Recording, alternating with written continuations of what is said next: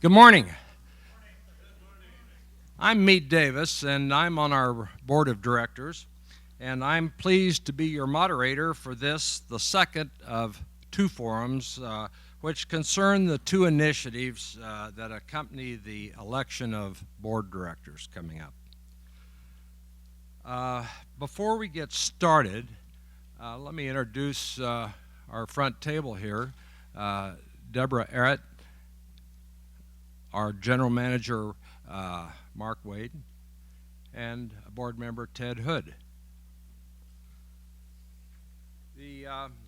We're going to, with this upcoming election, we're going to be voting on three initiatives. And the first is concerns restrictions on starting new business ventures in Sun City, Oro Valley. The second initiative concerns limitations on Sun City, Oro Valley rentals. And the third is the election of new board directors. The first initiative will amend both the bylaws and the articles of incorporation. It's all in one ballot issue. There's not two separate issues. The same issue is going to amend both governing documents, the bylaws and the articles of incorporation, because both make reference to business ventures. This ballot issue, if affirmed, will require a majority positive vote by resident members before the board can begin any new business venture in our homeowners association. So before any new business venture can be entertained by this or any future board, it would require a guidance from the owners, residents, to tell us if that's what they want or not. The need for this initiative basically arose from a legal opinion which recommended that clarifying language concerning new HOA business ventures be added to the governing documents. Now, on the next slide, you have the language for the change in the bylaws. The changes that are going to be for the articles of incorporation are very similar. And the board has unanimously recommended that we pass this initiative. Are there any comments from the panel?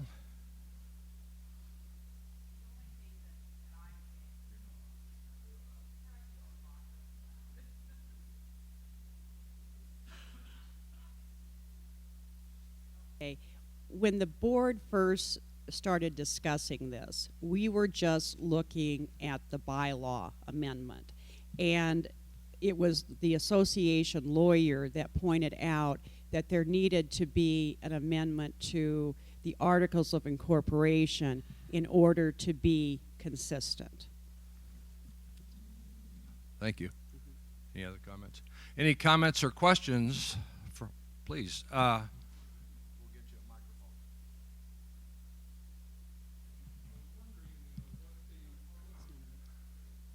It's a test.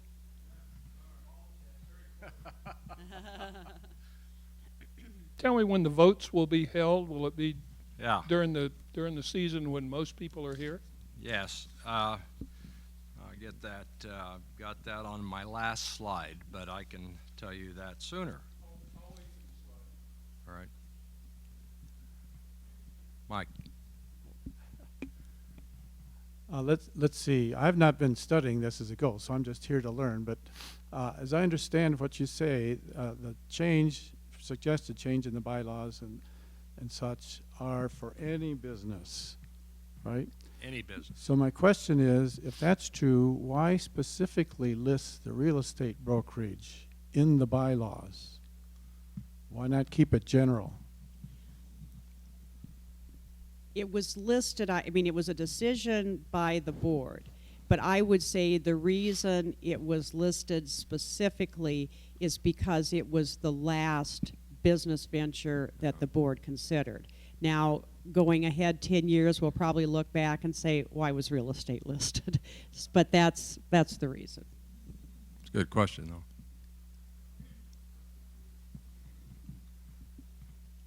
What was the legal opinion of specifically talking about leasing or starting a real estate association sponsored or whatever business? It just seems to me that it's very unclean to do it this way, and I wondered what the attorney's advice was in the wording of this.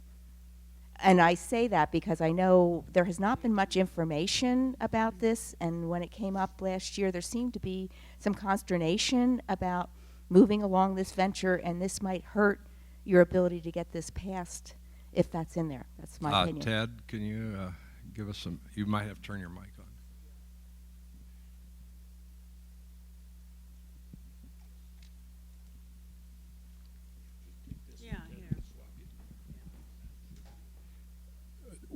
We sought a legal opinion prior to any investigation of a real estate company. And the legal opinion was we could do it if we did it the right way.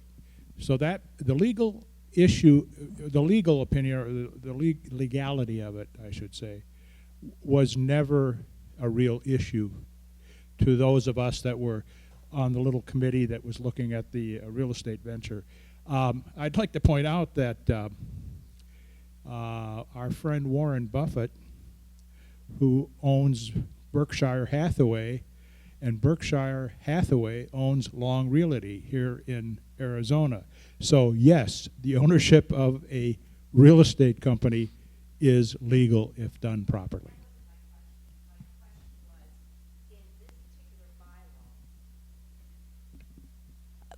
It wasn't about the legality of the business venture. It was in this bylaw, why would we cite a specific one as opposed to using as a sample and just have a clean bylaw, articles of incorporation? I think this is more controversial. That's my personal opinion. But I would, if it was me and I was the executive director, I would not cite that in this change. Okay. Going back to when the last time the real estate operation was considered, as I think Meade pointed out, technically the board did not have to get approval from the membership. However, the board voted unanimously that they would. So once we got through that time, we felt it was important that we add this bylaw, knowing how the public feels and giving the membership, the association membership, a voice, so that down the road, if it be a real estate business, be a golf cart repair business, whatever, then the board would have to get a vote of the community, and it would have to pass with a simple majority. So that's why. Now, as far as the language is concerned, the board drafted the amendment a couple of times, a few times, and but then it went to the association lawyer to clean up the language. And it was the association lawyer that pointed out the necessity to also amend the Articles of Incorporation. Now, if the language causes a problem, and that's why we're here today to explain it, this gives more power to the membership. That's really what you need to remember, is regardless of the business, be it real estate or anything else, and I do not foresee us getting into the real estate business, I might add, this gives the power to the membership, the association members. Okay, thank you. Ted, something else? You have a microphone there. Yeah, I can't turn it on. It's on. Technically inept. I would like to point out that the language, I personally think it could be changed. But remember, the language was approved by the board. This whole thing would have to go back to the board, clean it up. The bottom line is it wouldn't get into this. It would not get into this vote. It would not probably come up until a year from now.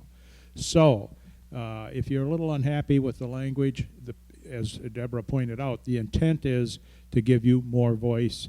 So,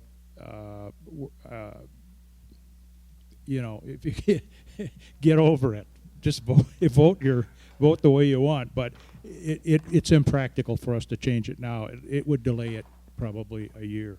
Yeah, we couldn't do it. So. Okay. You know, it's already on the ballot. The ballots are printed, so there's no changing it at this point. However, the point that you made, if the amendment fails, I think the board should take under consideration the language that you pointed out and maybe try it on the ballot again next year. So I think you made a very valid point. I attended that meeting about it, I don't know, 9 months, a year ago, which was my first knowledge of an interest in starting a real estate agency. And maybe you don't want to address this now, but I'm quite curious as to where this interest in starting one comes from. Is it people on the board? And what their motive is. I think the whole thing's quite curious, and I've been here 4.5 years. I think it's a little fishy. So could you explain that? There's a microphone. No, in my opinion, this discussion revolves not around the real estate business. That's something that if the board chooses to go down that road and investigate that further in our time, that would be a discussion we'd hold at that time. But right now, we're just talking about any business and you being able to vote on any business that may get started up. If this is passed, you will have that opportunity. If you vote this down, what I hear you saying is we don't want to vote on it. We want the board to make that decision without our input. So if you don't want that, then you want this. You want this to pass. And so when you vote, it's a for or against vote. So you would want to vote for this to pass. That would give you the opportunity as residents to vote on any new business that the board may want to consider. Okay? Okay, either one. The second part of the second sentence up there where it said the association owns and or operates a real estate brokerage itself implies that the association has or does or is involved in a real estate business. Can you tell me, is that true? And why is that language in there? It is not true. Why is the language there? It's because that's the way it got drafted, and because there was concern that this issue had been brought up, and they specifically wanted to point out that that includes real estate along with every other possibility.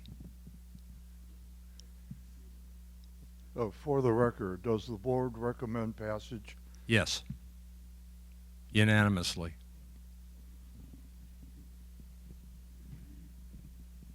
Do we have any current business ventures? Yes. going We have a golf course, we have a restaurant lounge. Those are the big ones. The HOA itself is a business. I'm getting my exercise this morning. Good. Susan. What I find very interesting in all of this is that when we started talking, just in the talking phase of starting our own real estate company, immediately,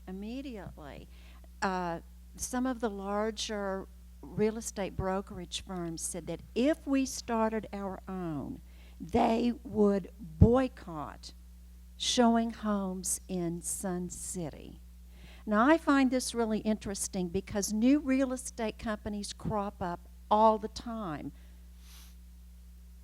Okay. I mean, Well, they get licenses, they get brokerage licenses, they start their own real estate firms, and never have I ever heard of this happening before when a new real estate company crops up. Thank So you. I just find it really interesting that they're attacking us, but they never attack the other new real estate companies, you know, the free enterprise system and all. Okay, we're not going to get into the details of real estate this morning. Let's. Susan. But I want that addressed, that I No. just think it's interesting that they think that they have that kind of clout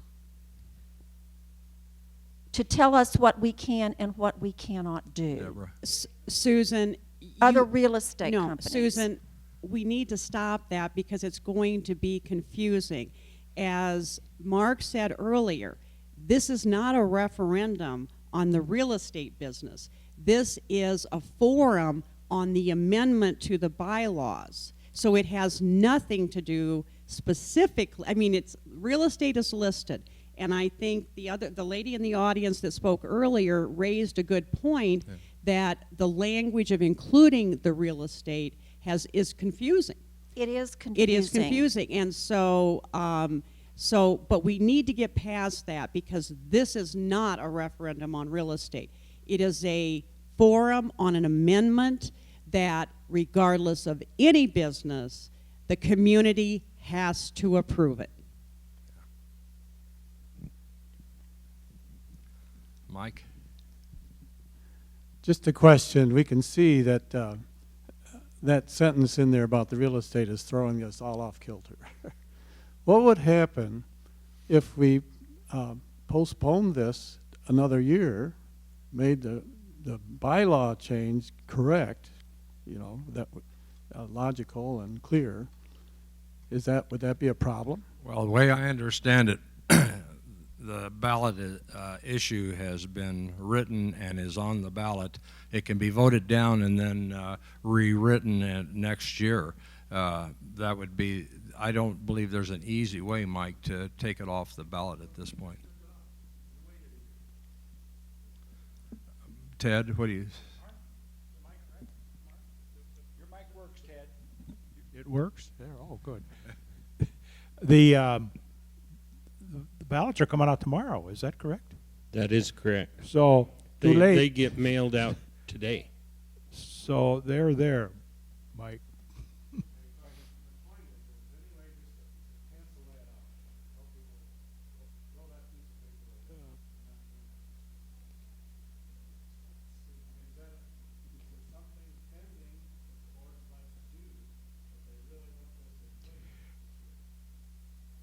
Well, we have let's just see what the results are. If it gets voted down, the board will take action. If it doesn't, we don't have to worry about it.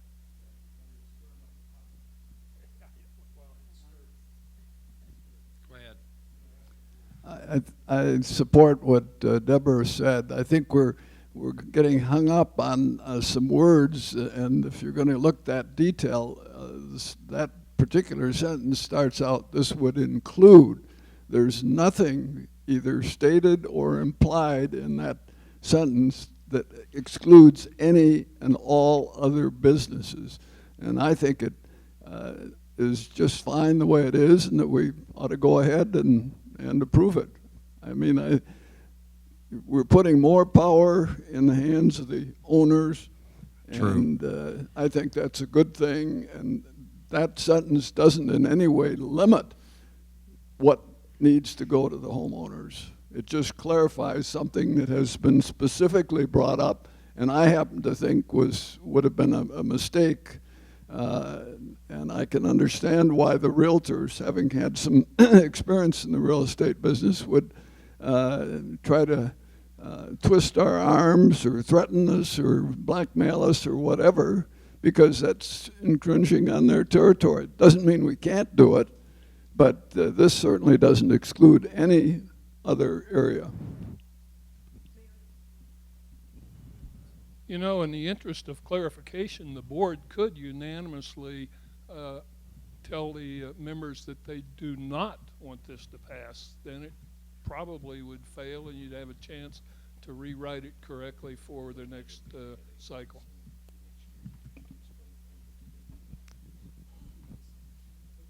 I think the wording is ambiguous. If say, Long wanted to bring a branch office to our commercial plaza. Does this have anything to do with permitting or not permitting that? Because the sentence, I think, is unclear about whether an outside real estate brokerage could come here and rent a space. Well, it says that this would include a real estate brokerage of any kind, whether the association leases office space to the real estate brokerage or owns or operates the brokerage. So it says pretty clearly that we're not going to get involved in that We don't. without a vote of the residents. Not without a vote of the residents. No, we don't own Oh, that building. not that part. Oh, We don't what- own that building. Yeah. Long, any real estate company could go in there because we have That's no true. control over that. No, Absolutely no, none.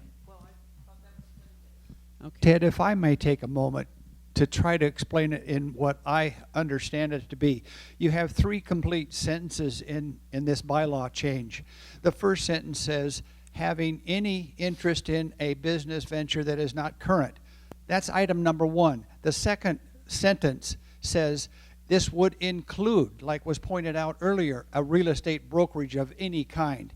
And then the third sentence is the clarifying one. This is all legalese that you're seeing up here. In order to do any of these things, the board would need the approval of you, the residents. So that's what I understand it to be, and it's pretty plain and simple. I assume that we own the plaza. No, we don't. No. Not yet. Darren, Where? I'm sorry. I'll get to you. My name's George Williams. As I recall, the board has voted and approved this language on the ballot. Yes. In order to change it, even if you could catch them from going in the mail today, it would take a board meeting, a special one probably, and you have to do a 3-day notice on that anyway in order to call a board meeting of any kind. So you'd have to have the board meet in a special meeting, Yeah. and then pass a vote to change or modify or remove this from the ballot. And you don't have time to do that. No. So the question of, I think it has to stay the way it is. Yes. And there's no changing of the wording possible if it's going to be on this year's ballot. You're right. And you can't take it off. No. Not easily. And still get the ballots out. So I think this is kind of mute at this point. Right over here. See it right here.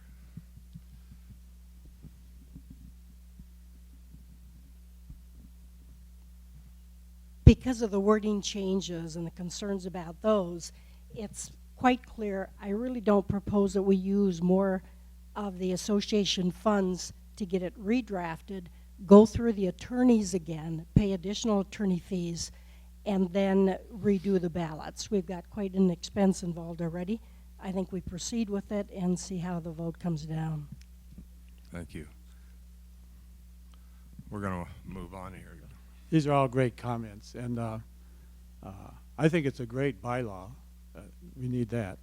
My question is, has the board looked at, or would they look at, or what would you say as the board we've learned from this process so far? Well, this board, from the get-go, has never entertained starting a new business venture without first getting a vote of the residents. Never. Now, we just don't think that it should be entertained by future boards either.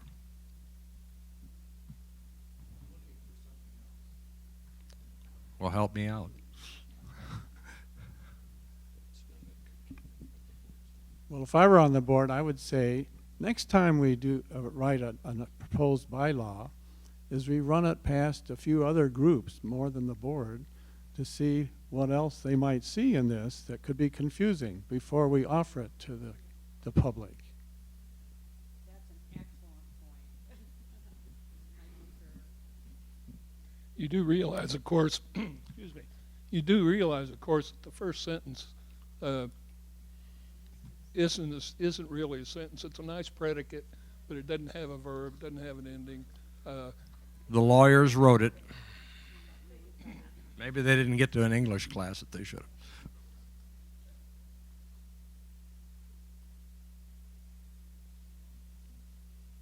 Okay, shall we move on? All right. The second initiative on the ballot concerns rentals in Sun City Oro Valley. Home rentals can be a good thing. They can be beneficial to our community as a source of income for our owners and as a source of new buyers in our community. The problem arises with too many rentals and very short rental periods. This initiative will limit the total number of lots rented at a given time to 10% or 249 homes. At the present, it's about 5%. We're just anticipating limiting this in the future.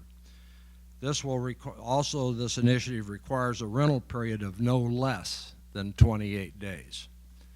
Now, the problem with too many rentals is that they can negatively impact our sense of community and our pride of ownership and the quality of property upkeep in our community. At the present time, as I said, only about 5% of the lots are rented. We need a healthy balance in the future. Very short rental periods, that is less than 28 days, could also negatively impact our sense of community, our pride of ownership, and the quality of property upkeep. It can also negatively impact social relationships, which take time to build. Short-term rentals can create enforcement problems with age restrictions and undesirable behaviors. On the next slide, you'll see the language of the Master Declaration and proposed changes. I'd like Mark our general manager, to discuss where the numbers came from. So the board approached me and asked me to do some research when they were considering all this. And I belong to a group of large-scale managers from across the country that manage communities very similar to ours. I send out to them a request for information about what they did with their rental restrictions, and I got responses from 15 of those communities. I took a conglomeration of those and I built the wording on this and then ran it by the attorney, and this is the best from all those communities. Now the least amount in percentage of limitation that I could find was 10%. We have currently 5% that we're aware of that are registered with the administration office. We have 5%. Robin ran the numbers for me as of the 23rd of January, and there are 122 according to her statistics. So only about 5%. We know that there are some others that rent out there, and so we have built in accommodation for that, okay, even if it was double what we know now, that's 10%. So that's why the 10% number came in. As far as the numbers on the 28 days, originally I had 30 days in there. And somebody came to one of our board meetings and said, what if I want to rent for February? I can't rent it for February because it's only 28 days, so we changed that. That's why the 28-day number is in there. Thank you. Yeah. Thank you. Any other comments? Ted? One of the concerns was these Airbnb type rentals, the daily rentals. Our current bylaws say you must rent the whole lot. You cannot rent a portion of your home. So the person that was doing that was unaware of that and is now not doing it anymore because it's in violation of our current bylaws. So that is already taken care of. We're dealing strictly with whole rentals of the home. it must be at least 28 days. People have asked, what about if I wanted to rent it for a week? This says no, you can't. This change in bylaws would eliminate that. We don't know how much of that there really is. Mark, are you aware of any of that kind of stuff? I know that there were a couple of homes listed for rental for, I think it was a 2 or 3 day minimum, so they could rent the whole home, which right now you can do. You could rent it for one night right now, but we don't know how many for sure have been doing it. Okay.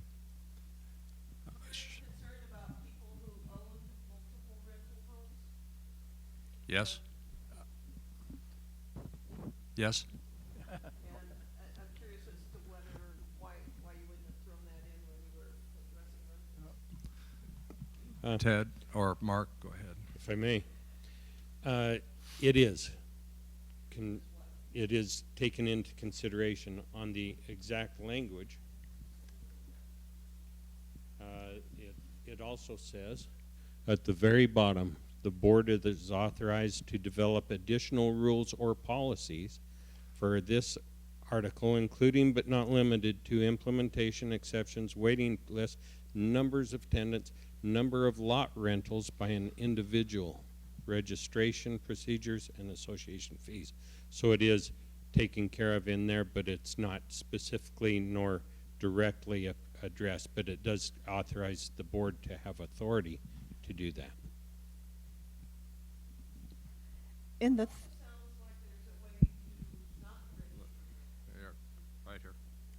we can finish up.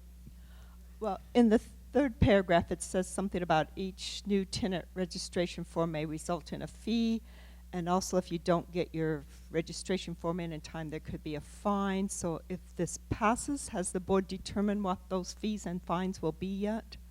And that'd be nice to hear them. I know it wouldn't be on this particular bylaw change because you might change those things over time. Yeah, we put it in the way it is because if we experience or need to change it, we can without having a big vote, right? So we'll leave it to the board to decide those things. The primary, as I discussed with these other managers, what their problems involved there, they charged a fee because each time the rentals changed, there's more paperwork, more cards to be issued, those types of things. They didn't feel it was right for the general membership to have to pay for those expenses for renters. So there were fees that were charged to compensate for those things. It wasn't a punitive or a fee that was meant to impinge upon those who are rental owners, but rather just to recoup fees that are expended or services that are expended on their behalf that they did not feel, and I don't feel it's proper for all of you to pay for those fees as well. I'd like to comment on both of the issues that this proposed change addresses. We're 20-year seasonal owners, and the home next to us has been owned by an absentee owner and has been rented regularly. I'm unaware of any short-term rentals. It's usually a month or more. But I can tell you that the condition of that yard is always a mess. Right now, there are weeds all over the place. They finally trimmed up some of the shrubs. I've gone up to community service person a couple of times, and they know exactly the property that I'm talking about. Sure. And their one comment was, the only time they do anything is when we levy a fine. That has improved, but it's not at all maintained like we maintain ours and others. Thank you. And so I think that's a very important consideration. And as to the impact on the community of a mixture of rentals, we live in an apartment-type condominium in Minnesota, and having served on the board and president, I can tell you that the issues and problems that come up with renters, and that's we're in a little closer company than private homes, are disproportionately higher with rentals, noise, not taking care of things, abusing the amenities and what have you. So I'm a wholehearted supporter of this change. I think it's for the benefit of all of us. If people want to rent short term, go elsewhere.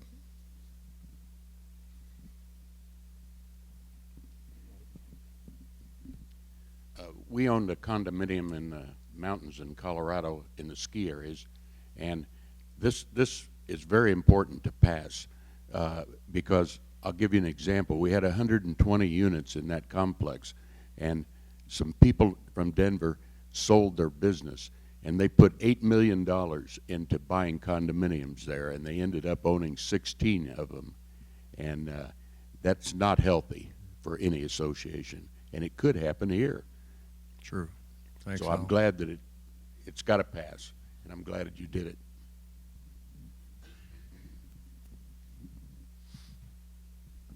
Who in the administrative office will be monitoring that 10% figure?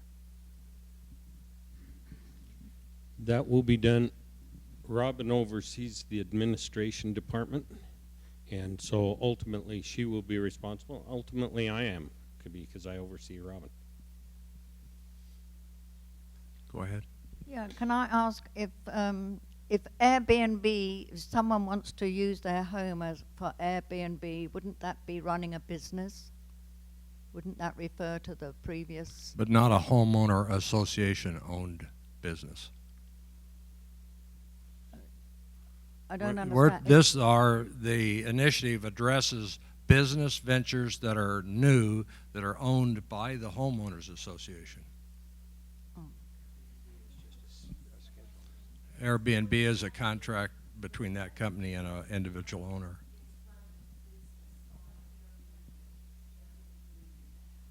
I think, Dr. Davis, I think what she's asking is if a resident chose to Airbnb their house, isn't that like running a business? It is, but it's not owned by the homeowners association. But yeah, and we do allow people, it will be up to 10% to rent their homes. So even though you could construe it as a business, it is legal to rent your home under certain guidelines. And this will tighten that up a bit and only allow up to 10%. And I have to say, you know, some people are concerned that there's far more rentals than the 5% that we know about. I tend to question that. And the reason is, if it is not known to the office, then the people who are renting that property do not have access to membership cards and our amenities. And I don't know of too many renters who would want to come here for a month or more and not have access to our amenities. I belong to an HOA in Albuquerque that didn't allow any renters at all. I mean, it just was not allowed. Thank you. Any other questions?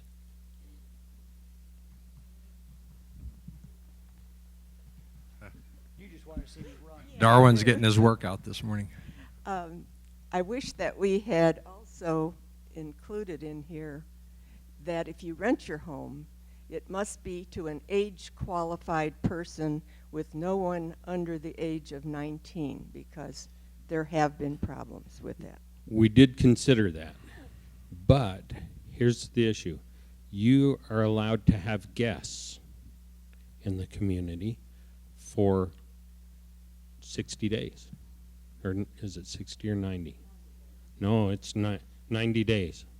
You're allowed to have 90 days. So you can rent your house, theoretically, to someone who has children, and they can be your guests for less than 90 days.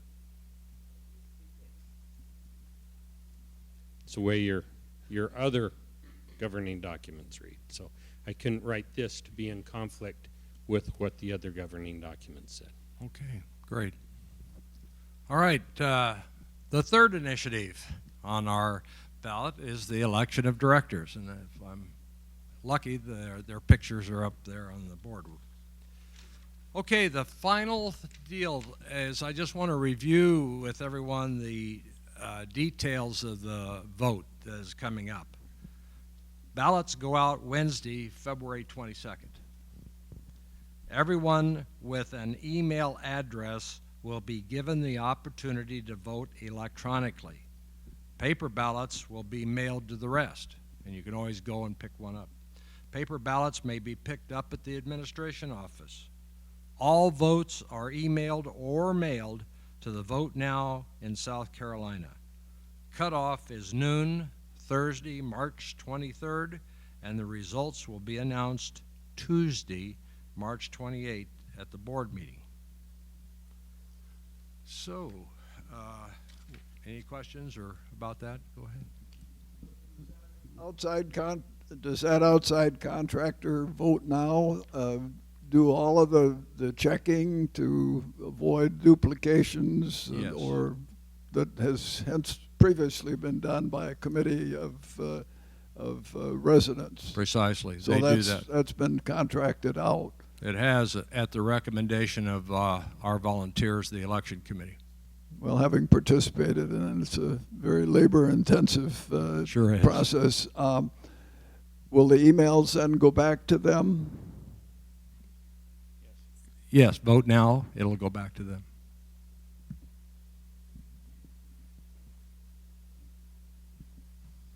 I just wanted perhaps a clarification. The first amendment to the articles and the bylaws is in our interests. It gives more control back to the association members. My only concern, voicing my opinions earlier, was that that might be confusing, and I think there has been evidence in this room that it might be. And so is there an opportunity, I don't know whether that's something within the perusal of the board, to provide some clarification and encouragement from the board of the significance of that measure, and that we really do need to pass it because it's in our own interest to do that and not to get it confused with the sample that's in the ballot. So that's my last comment. Any other questions? Okay. Well, thank you all for coming and participating. It's helpful to us all. Thank you.